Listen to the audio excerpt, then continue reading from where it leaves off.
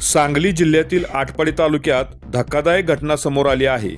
निंबोडे येथे कौटुंबिक वादातून एका महिलेचा खून झाल्याची घटना घडली आहे। मिळालेल्या माहितीनुसार निंबोडे गावाबाहेरील रामचंद्र मोटे यांच्या शेतात कोळसे बनवणारे कुटुंब राहते। त्यामध्ये अंकुश वाघमारे हे मापासून निंबोडे परिसरामध्ये कोळसा बनवण्यासाठी सहकुटुंब आहेत।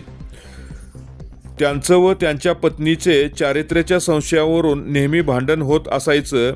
याच भांडणातून गुरुवारी रात्री मंगल या महिलेवर तिचा पती अंकुश वाघमारे यांनी चारित्र्याच्या संशयावरून वारंवार वाद घालत मारहाण केली।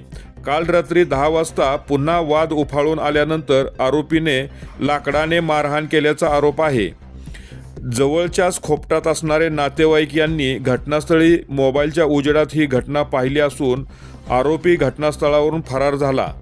जखमी अवस्थेत मंगल यांना तातडीने दवाखान्यात नेण्यात आले, मात्र डॉक्टरांनी त्यांना मृत घोषित केले। या घटनेची माहिती निंबवडेचे पोलीस पाटील यांनी पोलिसांना दिल्यानंतर पोलिसांनी मृतदेहाचा पंचनामा करून मृतदेह उत्तरीय तपासणीसाठी सरकारी दवाखान्यात पाठवला आहे व आरोपीच्या विरुद्ध मृत महिलेच्या भावाच्या तक्रारीवरून गुन्हा दाखल करून घेतला आहे। या प्रकरणी आटपाडी पोलीस ठाण्यात गुन्हा दाखल करण्यात आला असून आरोपीचा शोध सुरू आहे। या घटनेमुळे परिसरात हळहळ व्यक्त केली जात आहे।